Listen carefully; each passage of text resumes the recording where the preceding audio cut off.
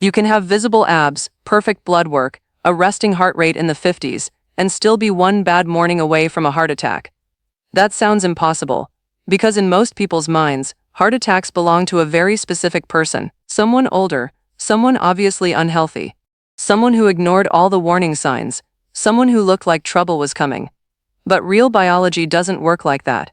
Your body does not care how disciplined your calendar looks. It does not care that you meal prep, take supplements, or close every ring on your watch. And it definitely does not care that you feel fine. Because one of the most dangerous lies in modern health is this: if I feel healthy, my heart must be healthy. That assumption has buried a lot of people. People who exercised, people who looked fit, people who had no chest pain, people who thought they were too young, too active, or too careful for something like this. And then one day, during a run, during a meeting, during sleep, during a normal Tuesday, their heart stopped negotiating. So how can somebody who seems healthy still have a heart attack? How can a body that performs well still hide a deadly process? And if symptoms are unreliable, what can you actually do before it's too late? That is what you need to understand. Because heart attacks are not always a failure of effort. Very often, they are a failure of detection. To understand why this happens, you have to stop thinking about the heart as a symbol and start seeing it as a machine. Your heart is a muscle, a relentless, high-demand, never-off-duty muscle. It contracts around 100,000 times a day. It cannot take weekends off. It cannot skip a shift. It cannot slow down because you had a stressful month. And like every working muscle, it needs oxygen. A lot of it. That oxygen reaches the heart through small blood vessels wrapped around its surface, called the coronary arteries. These are not optional side pipes. These are lifelines. If those vessels deliver enough blood, the heart keeps performing. If that blood flow drops too far, the muscle suffers, and if the supply suddenly gets cut off, part of the muscle begins to die. That is a heart attack. Now most people imagine this process in the simplest possible way. They think an artery slowly gets narrower, narrower, narrower, until one day it closes like a clogged drain. That image is clean, logical, easy to understand, and dangerously incomplete. Because the real threat is not just how much plaque is inside an artery. The real threat is what kind of plaque it is, how unstable it is, whether it is inflamed, whether it can rupture, and whether your body has been silently compensating for it for years. That is where healthy people get blindsided. Because the body is a master of compensation, it can hide dysfunction for an incredibly long time. To see how, imagine the inside lining of a healthy artery like a smooth, almost frictionless surface. Blood is supposed to move across it with as little disturbance as possible. But over time, that lining gets injured. Sometimes by high blood pressure, sometimes by high blood sugar, sometimes by smoking, sometimes by chronic inflammation, sometimes by high ApoB or LDL particles repeatedly penetrating the vessel wall, sometimes by years of poor sleep, stress, insulin resistance, or genetic risk quietly doing damage in the background. And here is the part people miss. You do not have to look unhealthy for that process to begin. You can be slim and inflamed. You can be athletic and hypertensive. You can be strong and insulin resistant. You can have normal-looking cholesterol on a basic panel and still carry risk that never got measured properly. You can even be doing everything right now, while damage from the last 20 years is still sitting inside your arteries like a delayed invoice. Once that inner lining gets injured, your body tries to repair it. That sounds helpful.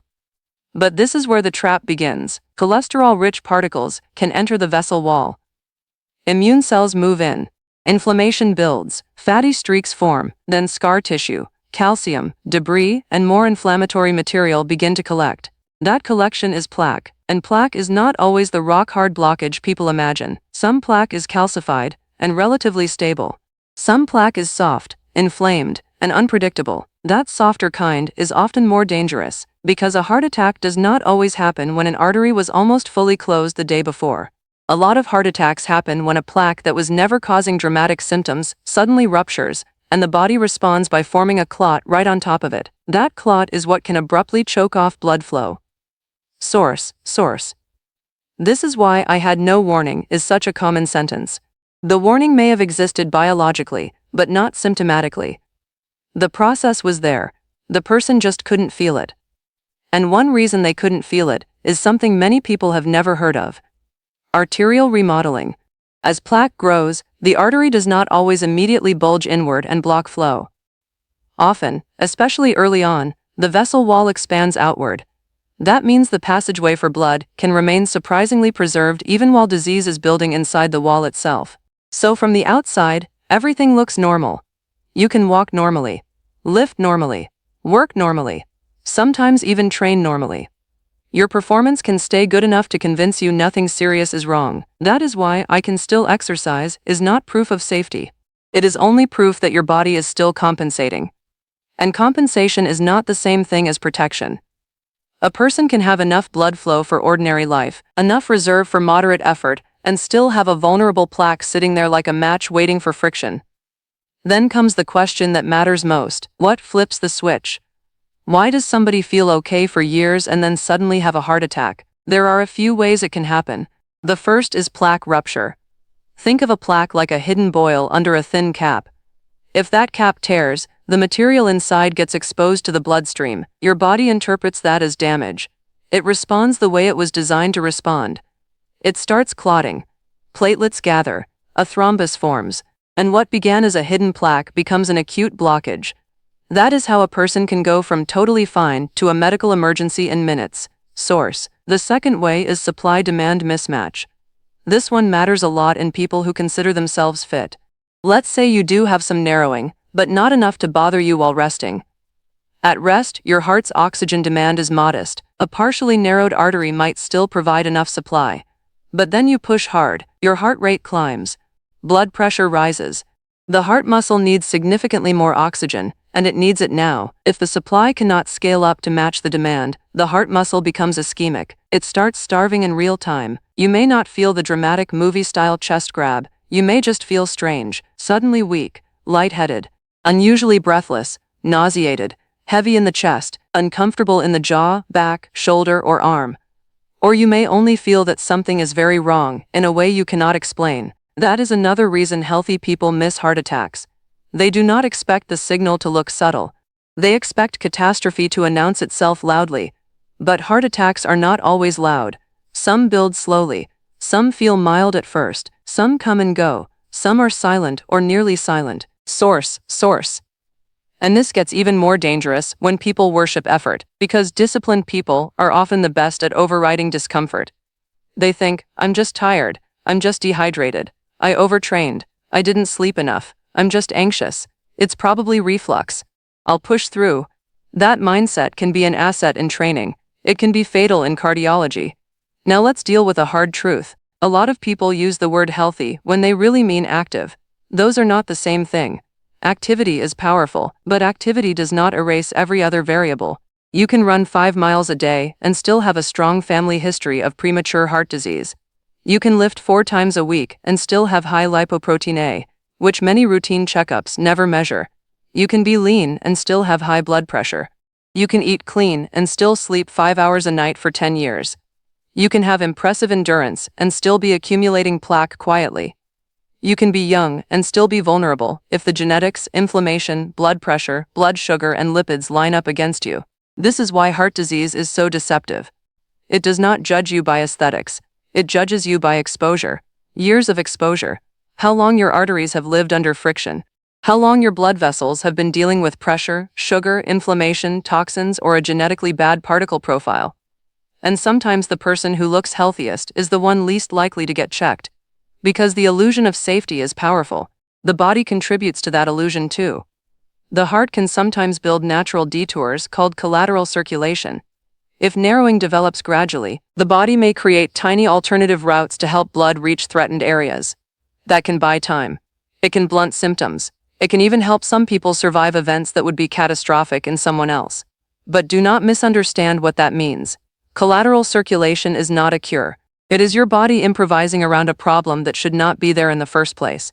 And even strong adaptation has limits. The clock changes fast when a major artery becomes critically blocked. Heart muscle does not have endless patience. The longer blood flow is lost, the more muscle dies. And dead heart muscle does not come back as normal muscle. It becomes scar. Scar does not contract like healthy tissue. It does not pump like healthy tissue. So even when someone survives a heart attack, the event can permanently reduce how well their heart performs afterward. That is why early recognition matters so much. And this is another place where healthy people get trapped. They assume they will know. They assume the body will make it obvious. But warning signs can be misleading.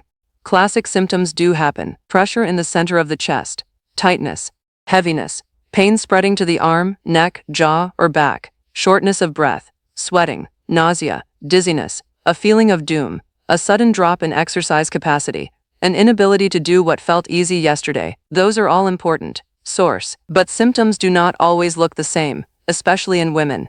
Women can absolutely have chest discomfort, but they are also more likely to report unusual fatigue, nausea, shortness of breath, dizziness, upper back pain, jaw pain, indigestion-like discomfort, or symptoms that seem vague rather than dramatic. Source.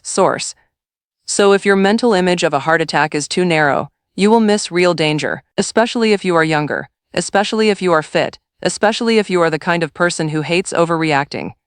Now here is the part that matters most. How do you prevent this? Not perfectly. Nothing in medicine is perfect, but powerfully, systematically, much earlier than most people do.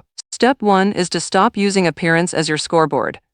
Looking healthy is not a cardiovascular metric. Your mirror cannot see plaque. Your abs cannot tell you your ApoB.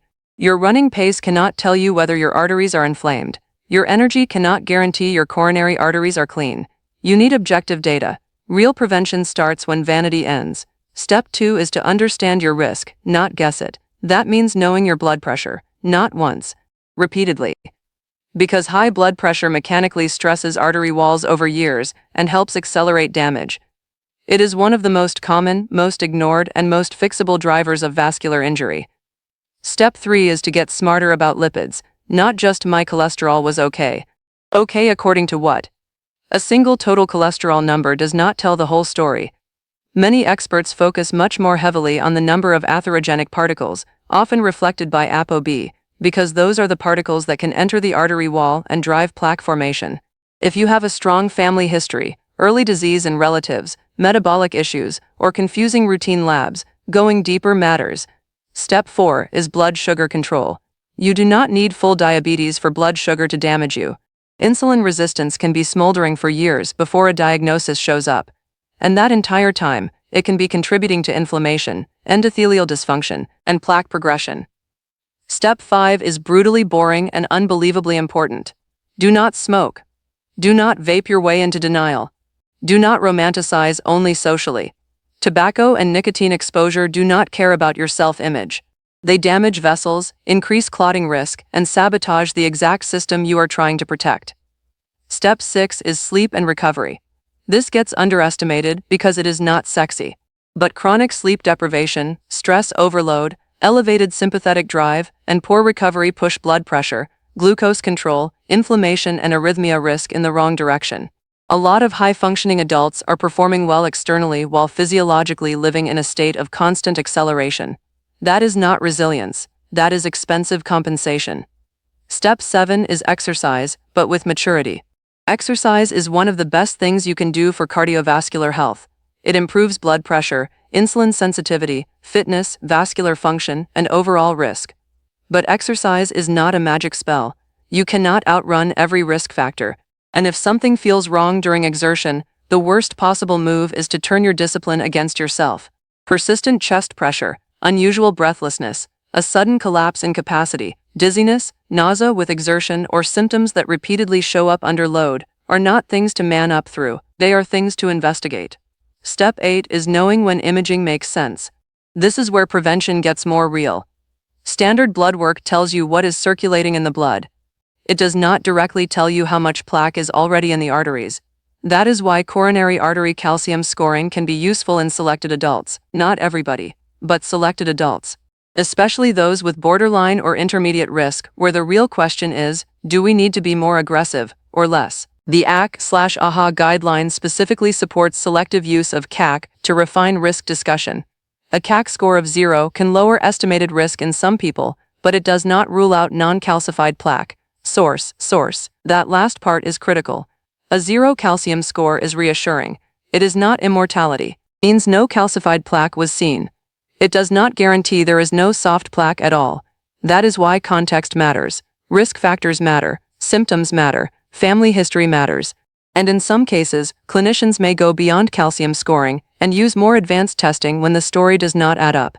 The point is not to order every test under the sun. The point is to stop waiting for the body to send a dramatic warning before taking your cardiovascular risk seriously. Because by the time some people get a dramatic warning, the event is already underway. And if symptoms hit, the rule is simple. Do not negotiate with them. Do not self-diagnose in the parking lot. Do not open a search tab and bargain with your chest.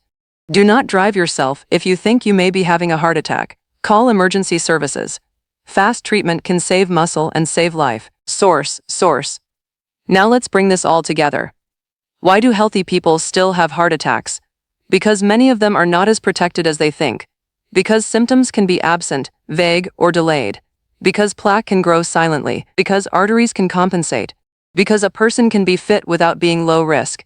Because heart disease is often a long invisible process before it becomes a sudden visible disaster. And because we still confuse performance with immunity. That confusion is deadly. The goal is not to become paranoid. The goal is to become precise. Know your blood pressure. Know your deeper lipid risk if needed. Know your blood sugar status. Know your family history. Respect symptoms. Use imaging thoughtfully when your risk is unclear. Train hard, yes, but also measure honestly. Because the most dangerous heart problem is often not the one you can feel. It is the one your body has been hiding while you kept calling yourself fine. And the people who protect their heart best are not the people who assume they are safe. They are the people who verify. They are the people who catch disease before the ambulance has to.